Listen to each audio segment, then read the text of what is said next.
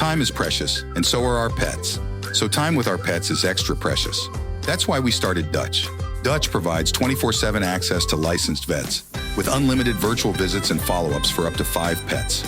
You can message a vet at any time and schedule a video visit the same day. Our vets can even prescribe medication for many ailments, and shipping is always free. With Dutch, you'll get more time with your pets and year-round peace of mind when it comes to their vet care. This is a birth story episode, and it is being brought to you by Ellement.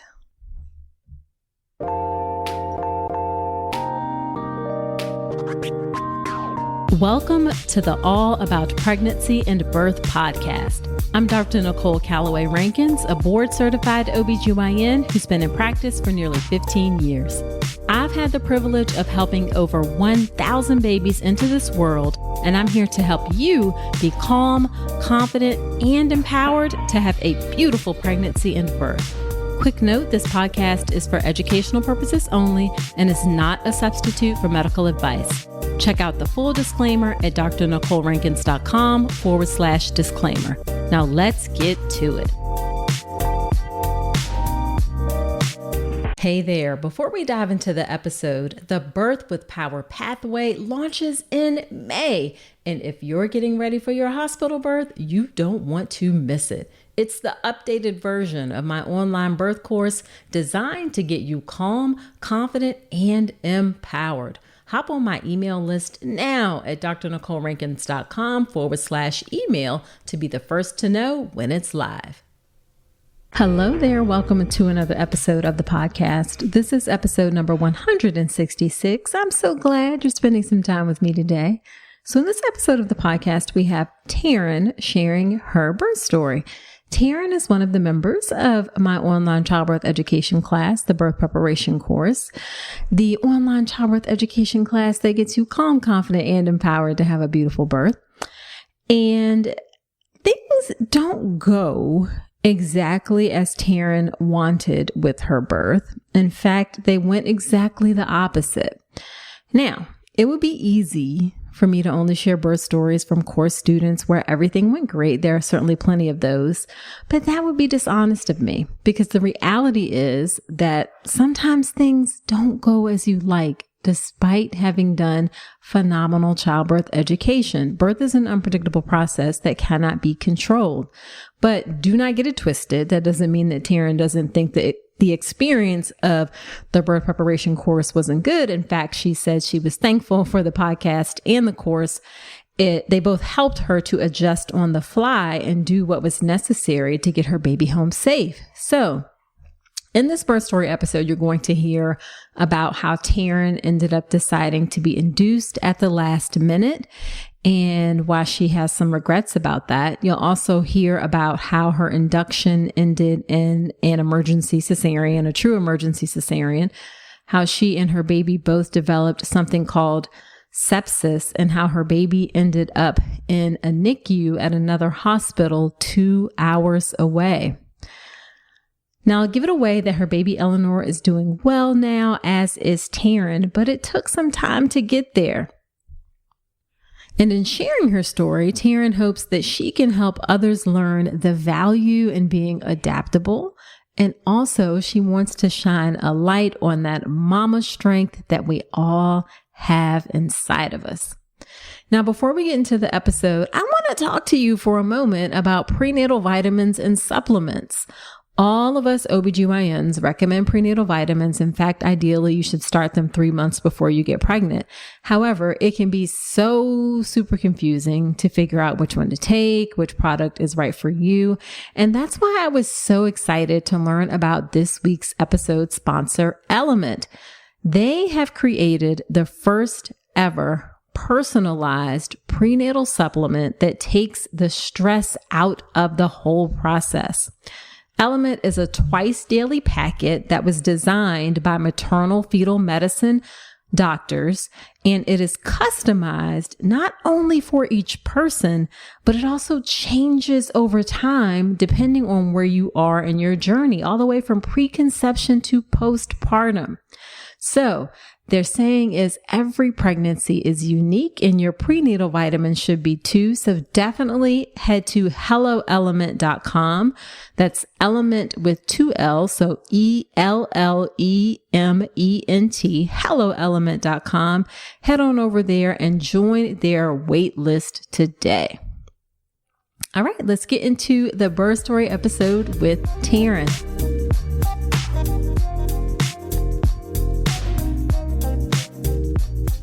Thank you so much, Taryn, for agreeing to come onto the podcast. You have a really interesting story that we're going to get to, but why don't we start off first by having you tell us a bit about yourself and your family?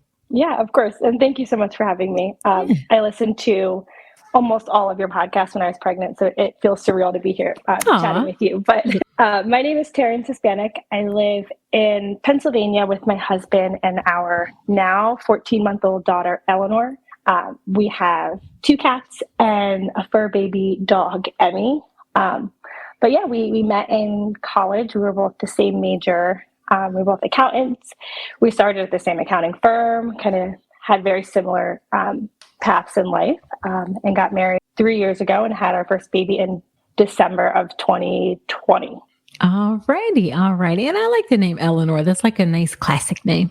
Yeah, it's actually funny. When she was in the hospital, every single person who would come to her room commented on her name and how traditional and old school it was. So it was definitely a bonding point with a lot of the nurses. Yeah, for sure.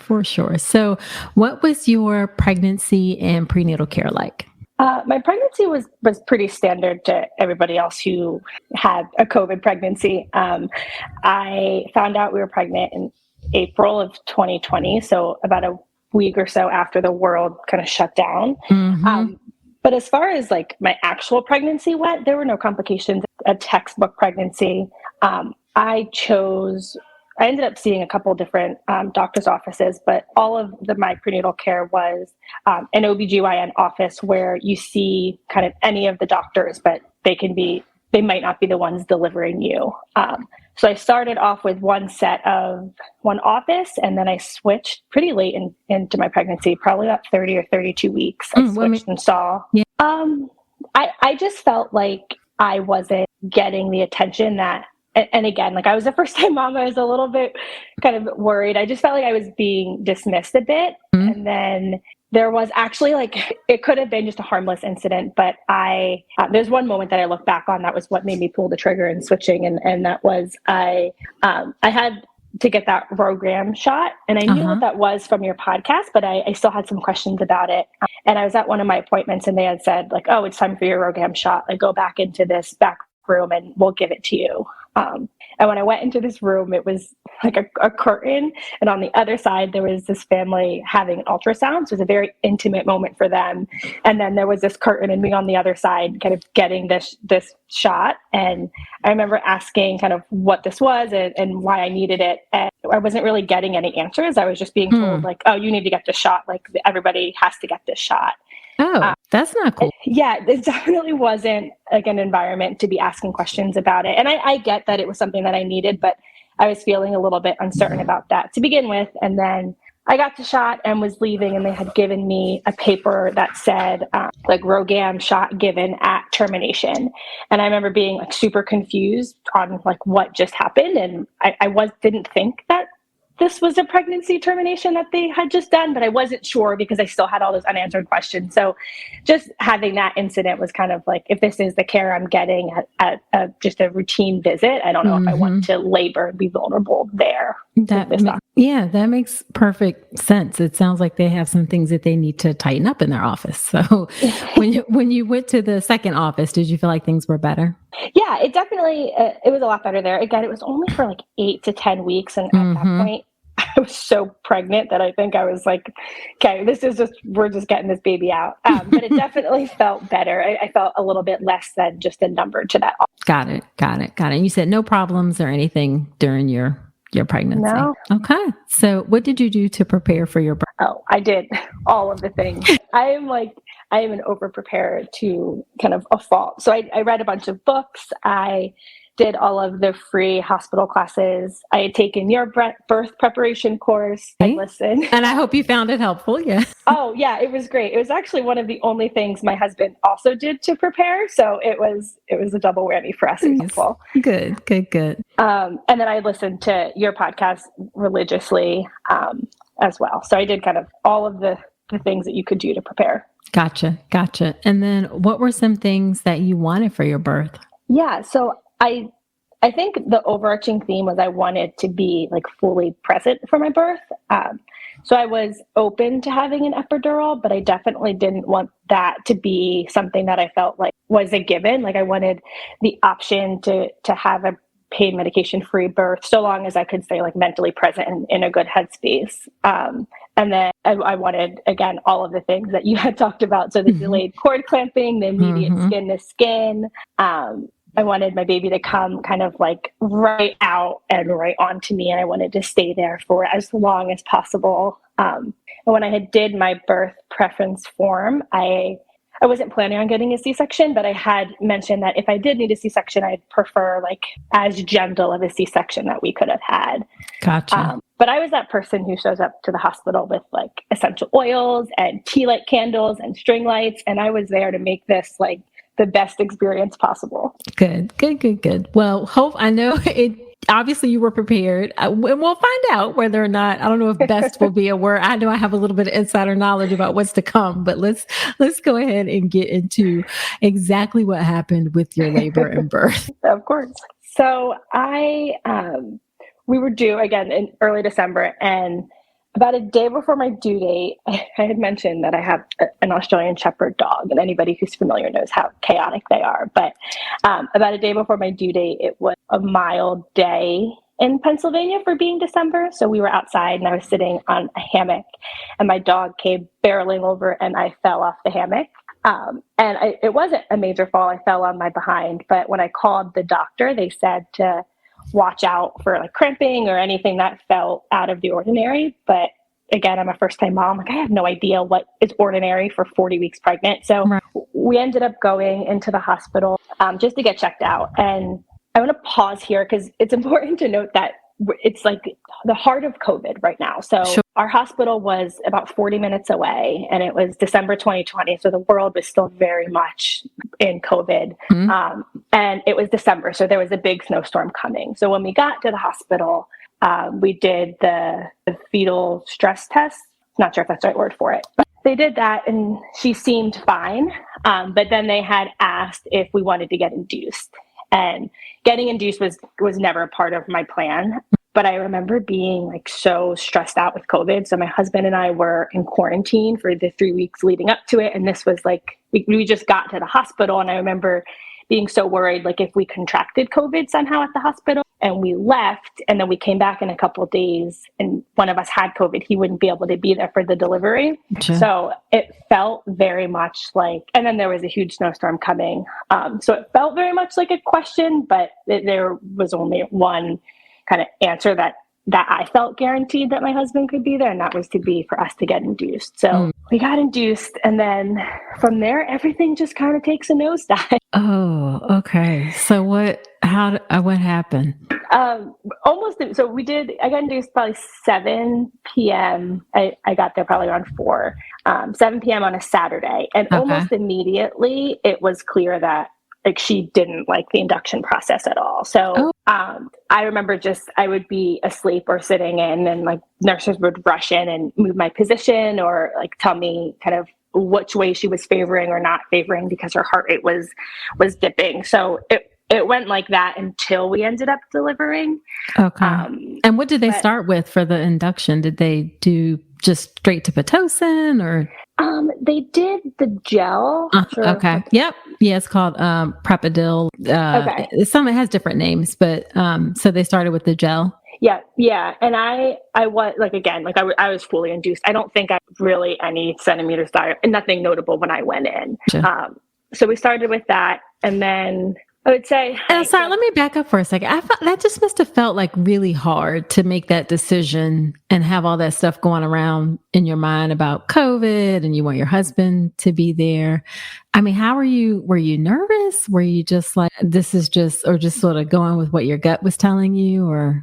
I was petrified, and I'm honest, like my gut was telling me not to get induced, but I mentioned earlier how much of a planner I am. I just felt like if I would have listened to my gut, I think we would have gone home and everything probably would have been okay. But in that moment, I just felt like I needed to control something because it's such a scary process for anybody who gives birth, but especially people who've done it in a pandemic. I felt like I needed to control something. And in that moment, if nothing else, I could control and guarantee that my husband was going to be there. Sure. So, I mean, it was terrifying. And it's one of the parts that in this story that I think back a lot. And I'm like, wow, I wish I would have just trusted my gut a little bit and had a little bit more faith in that. If I chose not to get induced, things would have been okay. Yeah, I know that's hard, but I hope you're not beating yourself up. Oh, no. I mean, okay.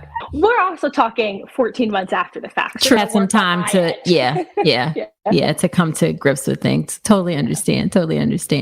Okay, so you started with the gel, and then things you said just immediately you could see that your baby Eleanor was not happy with this induction. Yeah, she was not enjoying her exit process. So that was probably around 7 p.m. And then I think I ended up getting the epidural at like 1 or 2 in the morning. And then from there on out, I pretty much stuck where I was unless the nurses came in. And I wasn't really progressing at all. So the next couple hours just looked like the nurses rushing in and moving my positioning or putting me on the peanut or something like that. And then a bunch of different checks with really no progress. And then the next morning, I'd say probably around lunchtime the next morning, they had done a check. This was one of the doctors that came in and done the check, and she had noted, oh, your baby has a lot of hair and there's also no fluid in you. So they had given me artificial fluid at that point. I'm not sure why, but I guess maybe to just speed things along. I don't really know how that works. Sometimes we do it if it can help. It's sort of, if there's not a lot of fluid, putting fluid in sort of creates a cushion, and the umbilical cord won't get as squeezed during the process. So sometimes that's a reason why we do it. Had your water already broken, or had they broken your water by that point? Do you remember? No, so they didn't ever break my water. Okay. So, I mean, again, I don't know. There's so many moments looking back that I'm like, geez, nobody really, you expect your water to break in this dramatic fashion. Like, I don't know, but they didn't break my water. It might have just broken. Gotcha. And it wasn't a lot because they said there wasn't a whole lot of fluid there. Okay. Yeah, they said that there wasn't fluid in there. So they gave that artificial fluid. Okay. And that was probably around lunchtime. And then we just kind of kept going. And I don't think I ever made it past 4 or 5 centimeters. So I don't think I was ever even in active labor. And then probably 4 o'clock the next day. So we've been at the hospital now for 24 hours, but I've been induced for just under 20. They had said that it was time for an emergency C-section, that her heart rate was just super unstable. And they didn't want me to continue laboring. Gotcha. And how were you feel? I mean, did you feel comfortable with the decision, or were you like, I'm just ready to get this over with? Like, how were you feeling? I think I was just ready to get it over with. I think at that point, everything was so far out of my comfort zone. It's not a single thing at that point had gone how I envisioned, that I was just ready to put this chapter behind and for her to be here and like us to start that process. And maybe some of that would look like what I was hoping it looked like. Gotcha. And did you ever feel like you were rushed or pressured or anything during the process?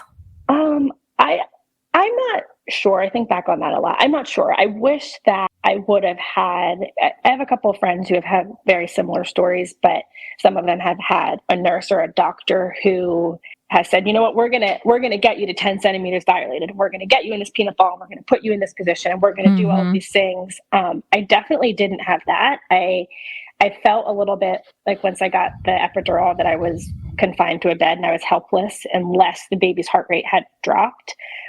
So I don't know if I was pressured. I wish that there was more that I could have done to help kind of push things along.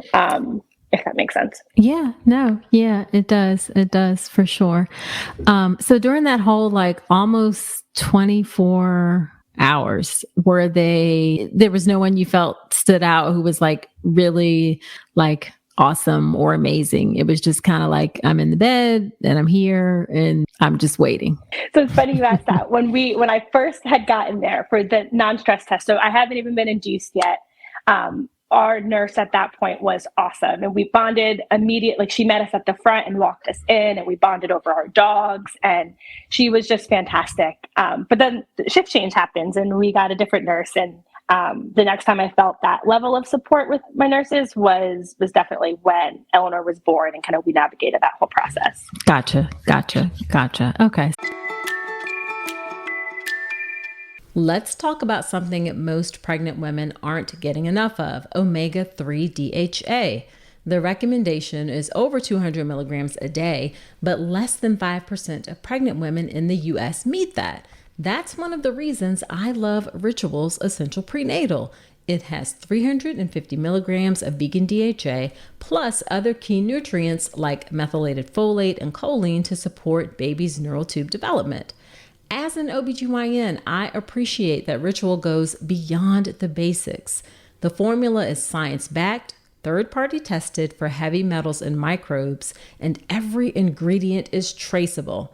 And the delayed release design, it's gentle on the stomach, something that really matters, especially if there's trouble with nausea during pregnancy. You deserve to know exactly what you're putting into your body, especially when it comes to prenatal multivitamins. And with Ritual's dedication to traceable science and sourcing, you always will. See for yourself with 25% off your first month at ritual.com/Dr. Nicole. Start Ritual or add Essential Prenatal to your subscription today. That's ritual.com/Dr. Nicole for 25% off your first month. So how long then did it take between and I guess I should say, were you able to at least like get some rest during that time, or were you just anxious and up and like, what, So I like to joke that sleeping is my superpower. So I was, once I got that epidural, I was able to sleep. Well, at least there's that. Yes.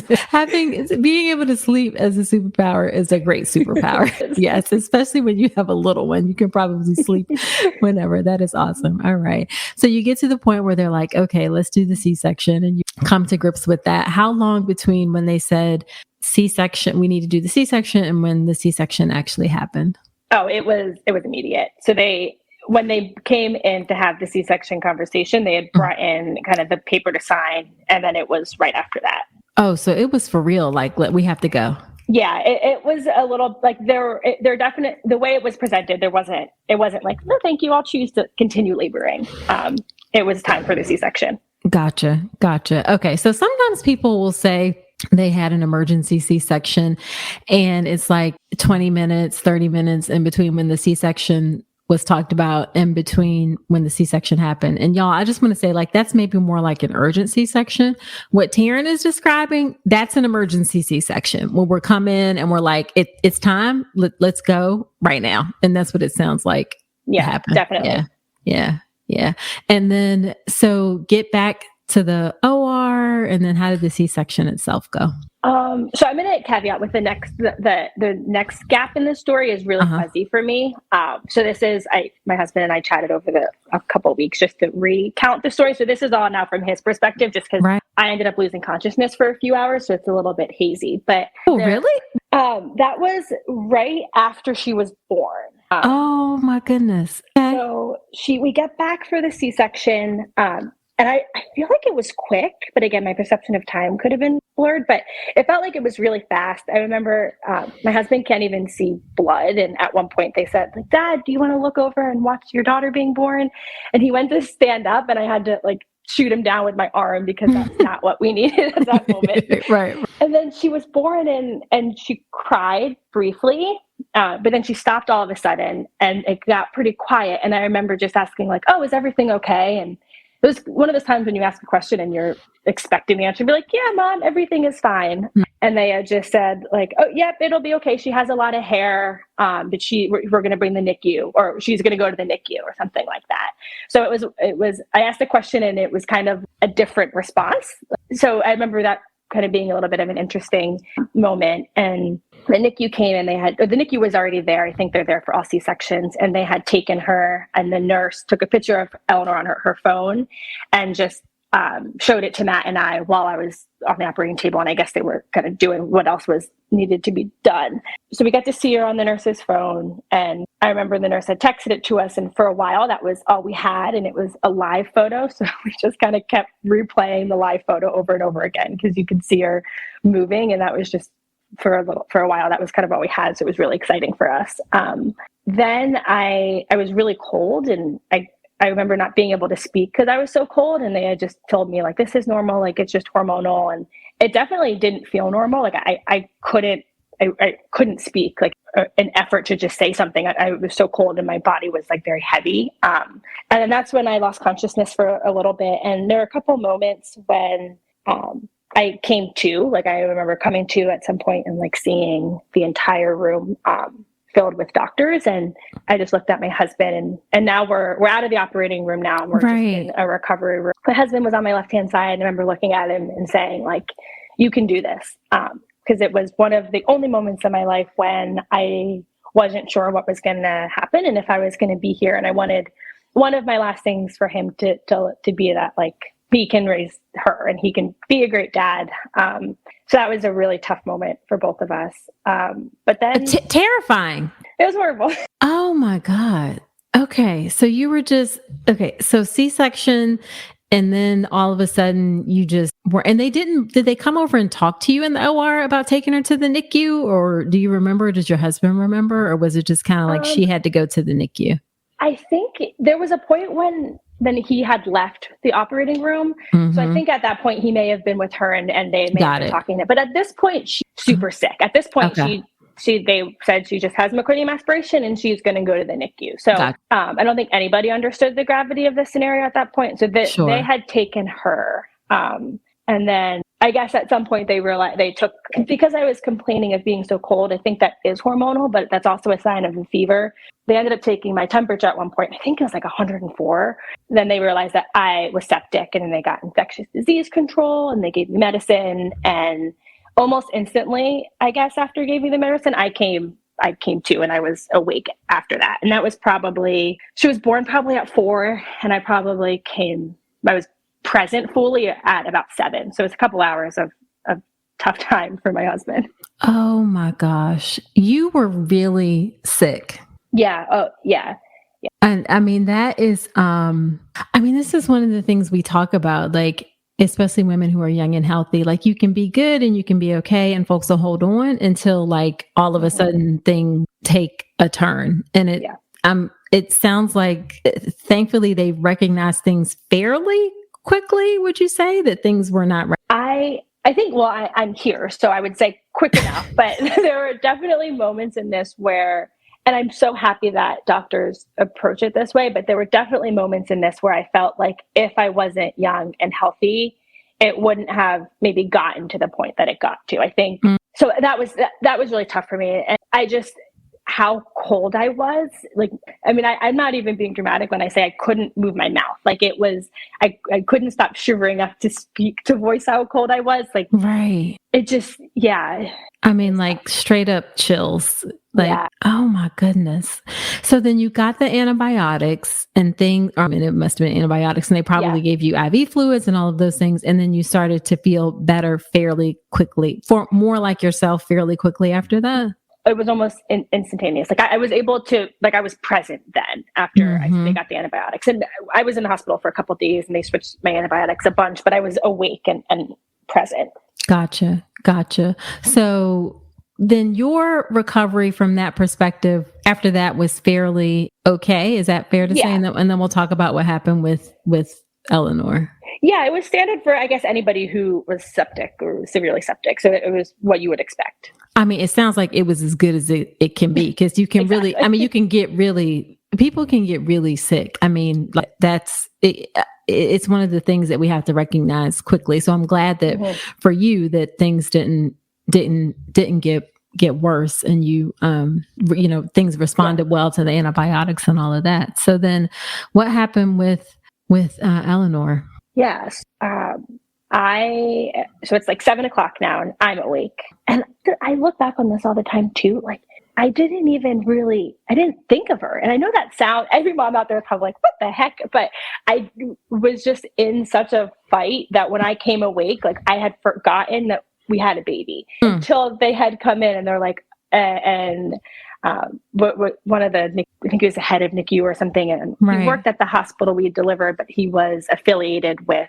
Nemours, which is where we ultimately ended up sending our daughter. He had come in and was like, okay, tell me all about your pregnancy. And at this point, my husband and I are like feasting on pizza. Like we have no sense of urgency. We think everything is fine. And I remember thinking like, oh, if he wants to know about my pregnancy, like things are probably fine. We wouldn't waste time like having this conversation if things were bad. So we had a 10-minute conversation about our pregnancy and things that were going on. And I'll never forget, he wrapped it up and was like, okay, Eleanor is critically ill. And it was just like I was like, wait, what? What are you talking about?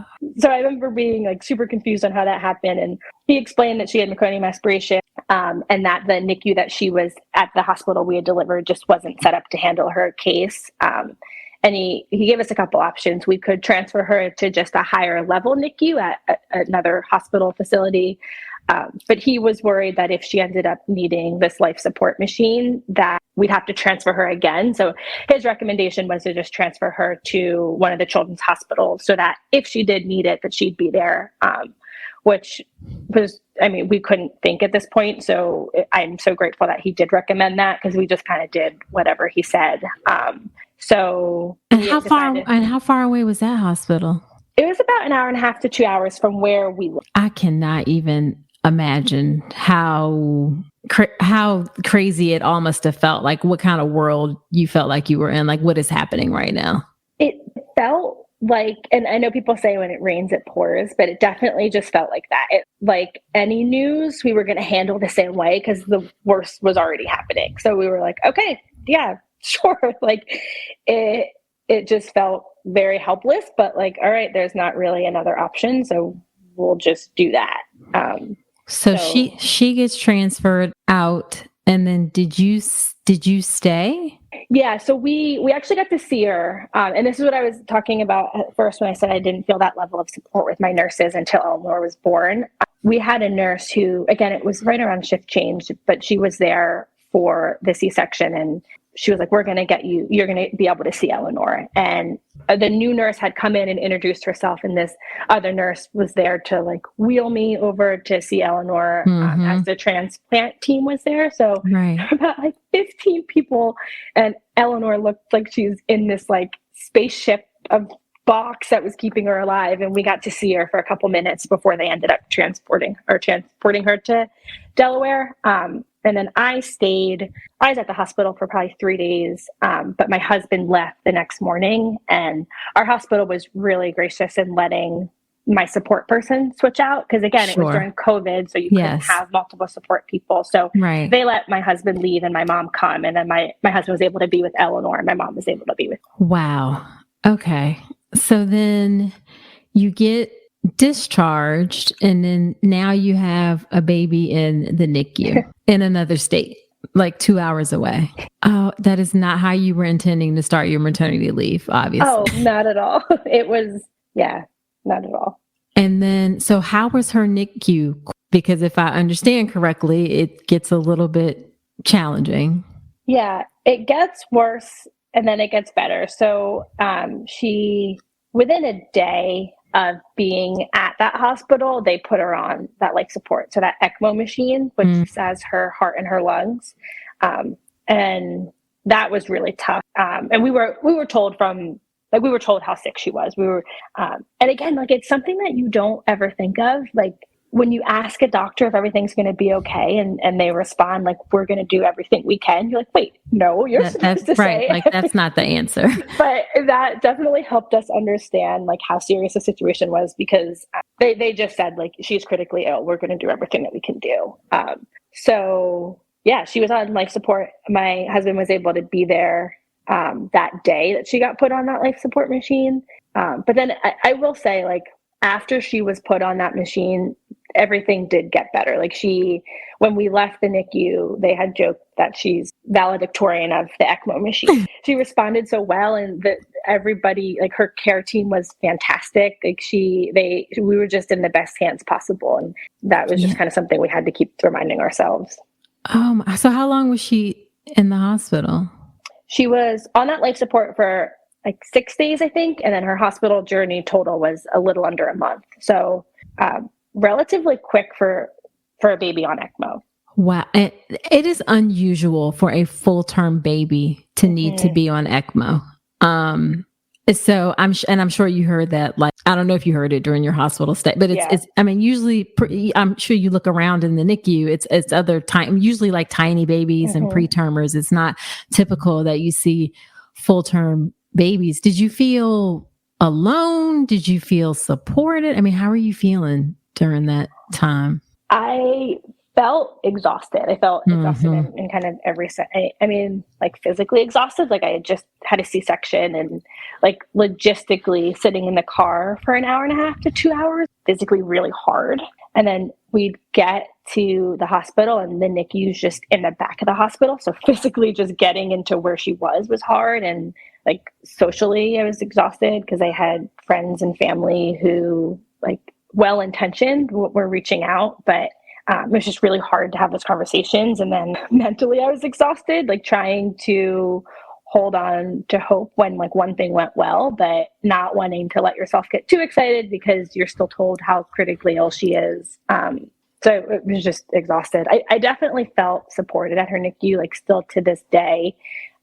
We're really good friends with one of her nurse practitioners who led her care team. I felt like all around supported there at the NICU. I felt like we were in the best hands. I mean, like having had a NICU baby myself, there's something special about NICU nurses. My God, they are like angels. There is a special place in heaven for them. That's 100%. So how often were you able to see her? So at first, I should caveat, the firm that I used to work at was fantastic. So my maternity leave was really long. So I didn't really have, like, some NICU parents have to worry about going back to work so that they can take their maternity leave. Like, I was so blessed that I didn't have to worry about that. But my husband didn't have a leave. And again, I couldn't drive that far. So at first it was really tough coordinating like his work around the baby. And I remember one night specifically where we went up after work. We made that hour and a half, 2 hour drive. We stayed for an hour, 2 hours, and then we drove back home. And we had plans to go, I think it was going to take a half day, and we were going to go around lunch. And I woke up in the middle of the night and had my first ever panic and anxiety attack, just being like so far away from her. And it was really hard with the distance that we ended up going right then. And then from there on out, most of the days, I stayed at the hospital, and then my husband would come after work, and then he would go back, and I just either roomed in with her or at a hotel or at one of the floors in the hospital that you could like stay at. And it was like a mini kind of hotel suite in the hospital. Right. And were you pumping or trying to breastfeed? Yeah. So I was pumping during all this. Which was just a whole added layer of fun because that's always exciting. A labor of love, I call it. A labor of love. But thankfully, breastfeeding was kind of the one thing with Eleanor that came easy. So as annoying as pumping was, I wasn't like super stressed with it. It was something that was the one thing that was kind of what I was hoping and expecting it to be. Oh, that's good. So how were you managing to take care of you during this crazy time? I definitely wasn't. And I paid the price for that. I think when she came home, I think you just go into survival mode. And it was weird because I would see her laying in this bed, and I knew that she was a baby and the person that was there for that baby, but it didn't feel like she was my baby. And you have to remember, this is like, I didn't physically see her or touch her for 3 or 4 days. And even at that point, I'm like touching the bottom of her foot. It's like the one part of her that isn't connected to 1,000,001 things. So there was this huge disconnect because I was pregnant and then I blacked out and my baby was in a different state. So it was really hard for me in that sense. And I didn't like mentally take care of myself until she came home. And then I was kind of struggling a lot with like, anytime she would be separate from me, I realized I had a lot of anxiety and things like that. So I didn't take care of myself nearly as well as I should have in that moment, but I had to do a lot of that after. Gotcha. Did you get any therapy or support groups or anything like that? Yeah. What did you find helpful? Yeah. Again, I do it all when I do it. So I do all of the NICU support groups I could find, and then I saw a couple of different people to chat with. It was all virtual because of COVID, but that was really helpful for me. And a lot of what I had to work through, and I'm sure it resonates with not only NICU moms, but C-section moms, or really any moms, was just the guilt that I had attached to it. I was expecting this whole process to go one way. Like I wanted a management-free birth and this beautiful natural experience. And I had the exact opposite of that. So just like wrestling with the guilt of like, I failed my body or my body failed me, and I in turn failed Eleanor, and just kind of dealing with all of that guilt and shame that came with it. Right. And then do you feel like you got any help from your doctor's office at all? Or was it the typical kind of 6-week checkup and that's it? Yeah. Sorry, I didn't mean to laugh when you. It's the laugh of like, oh yeah, like I got nothing. I'm guessing you got nothing. Yeah, it was really sweet. I had gotten a phone call, I think 2 or 3 days after I delivered, or after I left the hospital, right around that time, from the delivering doctor. And I remember it just being such probably an awkward phone call for her, because I'm sure she called with the best intentions, like how is everything? And I'm reporting with like the worst possible news that I could bring her.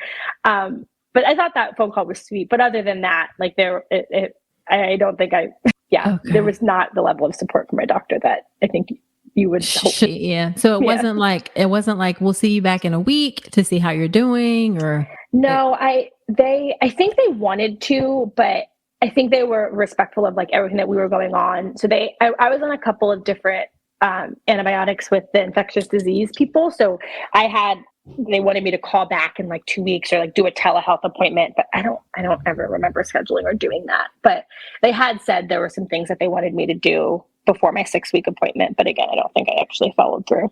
Gotcha. I mean, you had a lot of other stuff going on too, as well. So how long do you feel like it took for after she came home for you to feel like better about things and having this baby and all of that stuff? I think it's definitely something we'll always have to work through. There are definitely aspects that I still struggle with, and some that got a lot better. So to leave the NICU, or at least to leave our NICU, you have to do like a rooming in, and that's kind of when your baby is yours for 24 hours. So like you do everything. And I remember at that point, like feeling confident in my ability as a mom. And this was now a month in, and I felt like, okay, I can do this. And that was kind of the first time that I really connected with her and knew, like, felt like she was my baby and knew that I was set up to do this. So that part I will say came before I left the hospital, but there is also some other parts that are still, like, when I have conversations about it, I'm like, geez, Louise, we went through that plan to have a large family. And my husband and I, like, just recently have been able to wrap our heads around, like, maybe considering having another. So there's just areas that you don't realize you're still kind of working through until they pop up. Gotcha. And then has she been doing okay, like developmentally and all of those things? She has actually, before I hopped on this call, I was nursing her and I was just staring at her and telling her, like, you fought so hard to be here and I'm so proud of you. And she's just amazing. She developmentally is right on track, if not ahead of where she's supposed to be. I don't know if it's me projecting my anxieties on her, separate. So at first, I went back to work and she was at a Montessori school, but it wasn't working for us. Like, she wouldn't eat and wouldn't sleep. So there'd be days that I picked her up and she drank like an ounce of milk all day and slept for 15 minutes. So we took her out of that school and I stay home with her now. So I think that is the only area where we're both still kind of working through, and maybe not Right. where you would be, is that we can't really be separated. Gotcha. Yeah, that can be tough because eventually you're gonna have to be. I know, everybody tells me that. Nicole, it is so bad. Like at Target, and my husband takes her to a different aisle. I'm like, no, I need to be able to see it. And everything is, we need to work through that at some point. Yeah. We're all works in progress as parents. It's a lifelong thing. Mine are 12 and 14, and it's still like, I told my 14-year-old the other day, like, you're not leaving, right? So she adamantly, obviously disagrees. And I know she has to, but it's like, you're not leaving. So, alrighty. So just to wrap up, what is the one piece of advice that you would tell other women, like your favorite piece of advice that you would tell them as they get ready for their? I think it would be, so I don't know if this is allowed, but I think I have a couple answers. And one would be, if you're the type of person who thrives on knowing all the outcomes and educating yourself, then dive into that wholeheartedly. I remember I was listening to your podcast, and you had done an episode with a NICU doctor, and started that 4 or 5 separate times. And each time I was like, oh, I don't need to listen to this. I'm not going to have a NICU baby. It's just not going to happen. And something forced me to finish it. And I'm so happy I did, because she had mentioned ask the little wins for the day. And that was all that really got us through for a while there.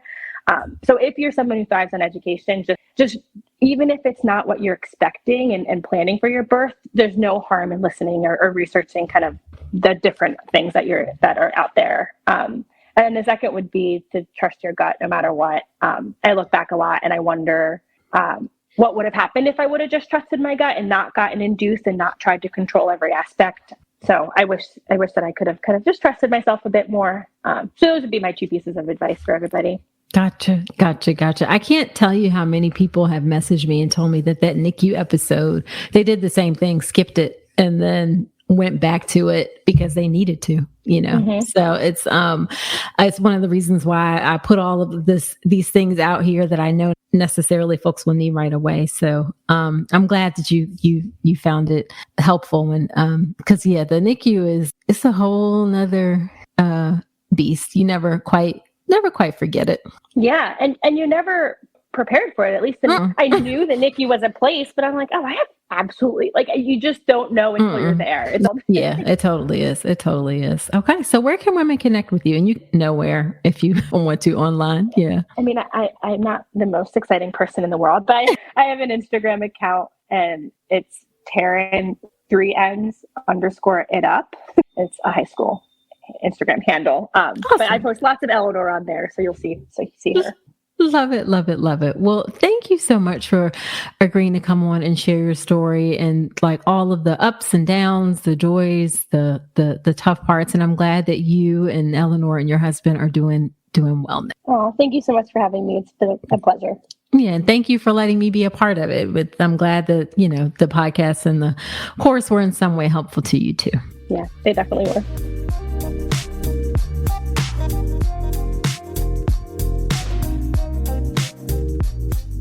Wow. Wasn't that a great birth story episode? She and her baby were both quite sick, and I'm glad that they are doing well, because it certainly could have ended differently. Now, after every episode where I have a guest on, I do something called Dr. Nicole's Notes, where I talk about my top 3 or 4 takeaways from the conversation. And here are my Dr. Nicole's Notes for my conversation with Taryn. But before I get into the Dr. Nicole's Notes, let me tell you something really quick that's important about this week's episode sponsor, Ellement. I had the pleasure of chatting with the founder of Ellement, and listen, let me tell you all, she is so incredibly passionate about this company and takes a very serious approach to this prenatal supplement. Ellement provides a tailored prenatal supplement for each person, whether you have certain dietary preferences, a high-risk pregnancy, nutritional deficiencies like low iron or vitamin D, even certain health challenges. And every 30 days, they can adjust your protocol to make sure that what you're taking is a perfect fit for you throughout your journey. In addition to that, they have exceptional ingredient quality, no fillers, no additives, and the packaging is even eco-friendly too. So visit helloelement.com. That's Element with 2 L's, ELLEMENT, helloelement.com, and join their waitlist today. All right, let's hop into Dr. Nicole's notes. So the first one I want to say is that I've said this before and I'm going to say it again. I just feel like I've underestimated the impact of COVID on people's pregnancy and postpartum experience, like the mental gymnastics of trying to figure out how to do things so you can have the most optimal experience during your pregnancy and birth, protecting a new baby after your baby is born. I don't know that I have anything to offer to help through that. I just want to say that my heart goes out to all of you that have had or are having your babies during these crazy COVID times, because I know it is a lot to manage. All right, number 2.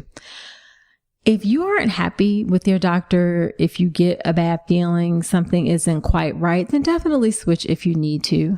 Taryn had a weird experience in her doctor's office, and it just didn't make her feel good.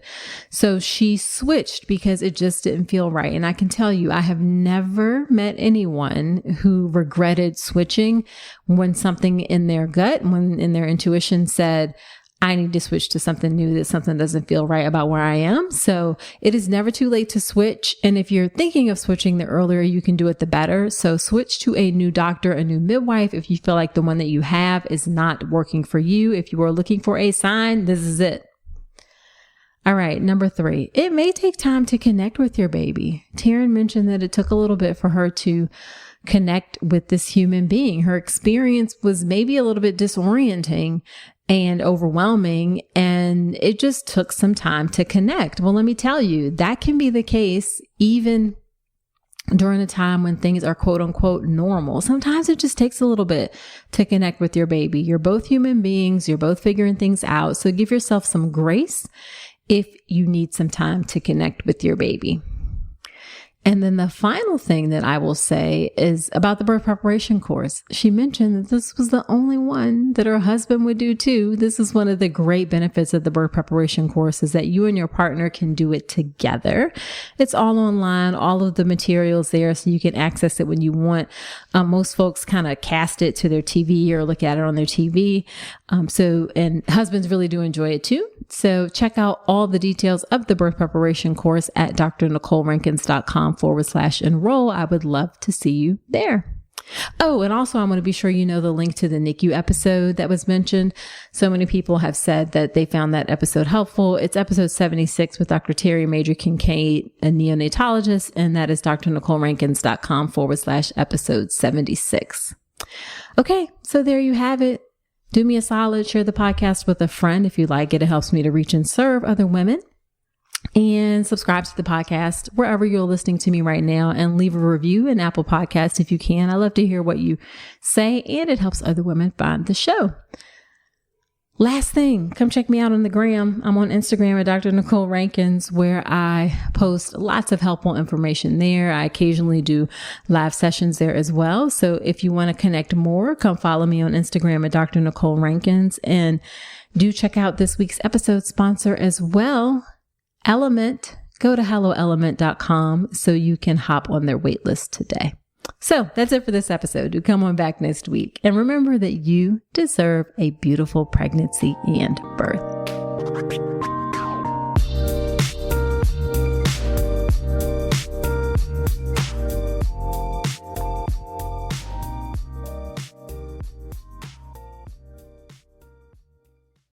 Time is precious, and so are our pets. So time with our pets is extra precious. That's why we started Dutch. Dutch provides 24/7 access to licensed vets with unlimited virtual visits and follow-ups for up to 5 pets. You can message a vet at any time and schedule a video visit the same day. Our vets can even prescribe medication for many ailments, and shipping is always free. With Dutch, you'll get more time with your pets and year-round peace of mind when it comes to their vet care.